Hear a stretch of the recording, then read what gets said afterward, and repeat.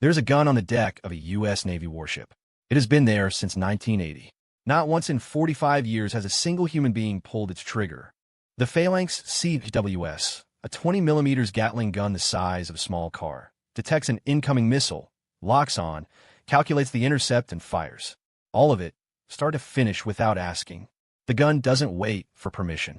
Scholars Peter Acero and Mark Goberud spent years trying to define exactly what an autonomous weapon is. They landed here. Any system capable of releasing lethal force without the operation, decision, or confirmation of a human supervisor. The Phalanx fits that definition perfectly. Every sailor who served near one lived under autonomous lethal AI. Every Pacific crossing, every Gulf deployment. They just never called it that. The word didn't fit the politics. So here's the question that runs underneath everything in this video. If the U.S. military normalized autonomous killing for 45 years without flinching, what exactly changes when that same logic stops protecting one deck gun and starts running an entire war? $54 billion. That's the answer. That's what changes. The Pentagon's FY 2027 budget request dedicates $54 billion. Some accounts say $55 to AI-powered warfare programs. 1 year, one line item. That's more than Germany's entire annual defense budget, more than the UK's. The largest single-year military AI commitment any country has ever made. $13.4 billion of that goes specifically to autonomy and autonomous systems, drones, and the AI data centers that run them. Not research, not prototypes, deployment. The U.S. Army has been directed to put autonomous drone units in every single division by 2027. Every single one. This is not a pilot program someone can quietly cancel. This is doctrine. On January 12, 2026, the Department of War, they changed the name in 2025, published its official AI strategy. The language is not subtle. The goal is to become an AI-first war-fighting force across all domains. Air, sea, land, cyber. All of it. Here's the number that actually stopped me. The Pentagon's internal AI platform, GenAI.mil, had 80,000 users in early 2026. 6 months later, 1.5 million. Most military administrative decisions now pass through AI before a human ever sees them. The transformation isn't coming. It already happened. Congress appropriated the money. The Pentagon wrote the doctrine. But here's what nobody in those budget hearings actually answered. Once these systems are in the field, who decided what they're allowed to do? The answer the Pentagon gives is the policy does. DoD Directive 3000.09. Written, reviewed, updated.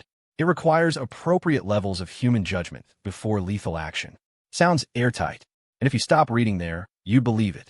But the document doesn't say human authorization for every individual lethal action. It doesn't say that at all. Here's why that matters. The OODA loop, observe, orient, decide, act, is the military's framework for combat decisions. When a human runs it, you're talking seconds. When an AI runs it, milliseconds. That's not a speed improvement. That's a different category of time. One where a human being cannot physically participate in the decision. The gap between AI reaction speed and the fastest human neural response is somewhere between 100 and 300 times. Not 30% faster. 300 times. By the time you consciously register a threat, an AI system has already observed it, classified it, targeted it, and fired. The decision is done. Now at what researchers call automation bias. When a system signals an incoming threat and recommends a response, humans approve that recommendation most of the time. Not because they check the math, because the machine said yes, and there was no time, and the stress was real, and saying no requires a certainty nobody has in 200 milliseconds. The Center for International Governance Innovation put it plainly.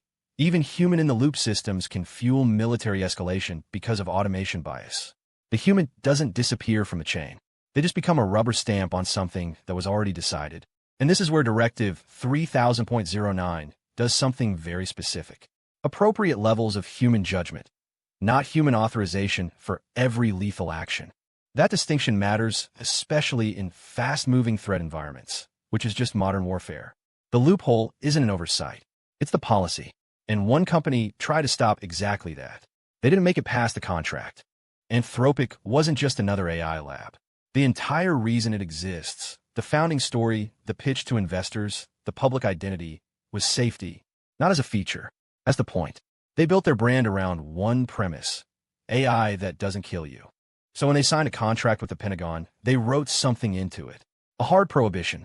Their model couldn't be used for mass surveillance. Couldn't be used for fully autonomous lethal decisions. They put it directly in the contract language. In writing. The Pentagon disputed the clause. Anthropic lost. That's April 2026 reporting. The safety company, in the one document where it had legal standing to draw a line, lost. The message was explicit. The military decides the rules of engagement, not the vendor. And that's the trap every AI company walks into. You want the contract. You need the revenue. So you sign. Then you find out exactly what your safety clause is worth. Nothing. It's worth nothing. There's no enforcement mechanism. No external auditor with the right clearances. No court that can subpoena a kill decision made inside a classified system. Responsible AI isn't a legal constraint. It's a press release that never had teeth. You now know who controls the hardware, the Navy, since 1980. You know who controls the policy, the Pentagon, not the vendors. And you know who tried to stop it and failed. What you haven't seen yet is how the threshold actually gets crossed, and why no single human will ever be held responsible for it. November 2024. Biden and Xi actually sit down, and they agree on something. AI must never supplant human judgment in nuclear launch decisions. That headline ran everywhere. It felt like the guardrail the world had been waiting for. It wasn't. Read the actual agreement. Word for word. It covers nuclear weapons. That's the list. Conventional weapons. Not there. Drone swarms already deciding which vehicles on a highway are military targets. Not there. The AI systems the US and China are both scaling right now. Not mentioned once. The handshake drew a line. Everything below it was left wide open. And wide open in international law doesn't mean gray area. It means legal. By default, there is no rule under current international humanitarian law that prohibits a fully autonomous weapon from selecting and killing a human target. None. The absence of a ban is permission. The European Parliament put it plainly in 2025. Military AI creates risk of conflict escalation due to reduced human oversight, and no unified global governance framework exists. The UN has been debating lethal autonomous weapons for years. No treaty has come out of it. The debate continues. The weapons don't wait. So the most visible international guardrail on Earth covers one weapon category. Everything else, the drone swarms, the targeting AI, the autonomous systems already active on warships, sits in a legal void. There is no international law. No treaty. Their use is legal by default. So who, if anyone, drew a line that actually holds? Nobody drew a line. Here's what actually happened instead. Congress appropriated the budget. That's their job. The Pentagon issued an AI-first doctrine, standard strategic planning. DARPA funded the systems. Defense contractors built them. Field commanders flipped on autonomous mode. And then the AI fired. At every step, a human approved a policy. Never a kill. Nobody in that chain ever said build a machine that decides to end a life without asking. What they said was yes to a budget line. Yes to a capability program. Yes to an activation protocol. Yes to deploying it. Each one of those decisions was defensible in isolation. Together, they handed the trigger to something that doesn't hesitate and doesn't ask. Henry Kissinger saw this coming. Before he died, he wrote, "Never in history has one great power fearing a competitor might apply a new technology to threaten its survival, foregone developing that technology for itself." That's not a defense of autonomous weapons. That's a description of why they become inevitable. Not because anyone chose them, but because no one chose to stop. And there's a clock making slow down politically impossible. The U.S. Army's own wargaming programs, Tragic Mad Scientist Scenarios, Project China will field a predominantly autonomous fighting force between 2027 and 2030. That's not a worst-case scenario. That's the baseline the entire $54 billion U.S. program is running against. Fall behind, and the argument writes itself. We don't have time to wait for permission. So the doctrine is published. The budget is spent. The systems are deploying. And the structure that built all of it, Congress, Pentagon, DARPA, contractors, field commanders, makes one thing structurally impossible. Not the kill. Accountability for it. When the first autonomous AI kills someone in 2027, who exactly do you hold responsible? Every link in the chain did their job. Nobody authorized the kill. And that was never an accident. $54 billion. In 2027, that's drone swarms in every single Army division. AI data centers processing real-time battlefield targeting data.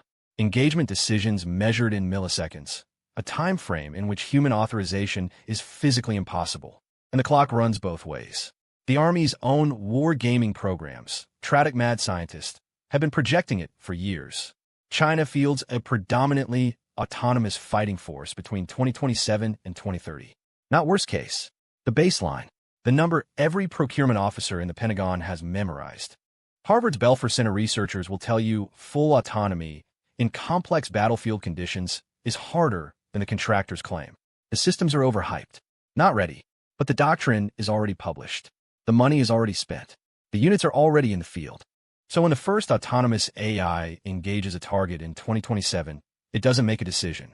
It executes a policy written by a committee that hasn't met in 3 years, embedded in hardware a contractor delivered months ago, funded by a budget vote nobody remembers casting. No one pulled the trigger. No one was asked. And that brings you to the only question left, the one this entire architecture was built, whether intentionally or not, to make permanently unanswerable. The contractor built to spec. The commander switched it to autonomous mode under approved doctrine. The committee wrote a policy, not a kill order. The senator approved a budget line. Nobody authorized a kill. That is not a bug. That is the design. Accountability was distributed across enough people that it ceased to exist.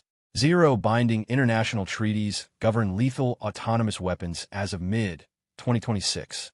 What happens next isn't a loophole. It's legal. So here's the question this entire architecture was built to avoid answering. If an AI kills someone and no single person is responsible, what do you call that? Drop your answer in the comments. And if that question keeps you up at night, subscribe. We're not done asking it.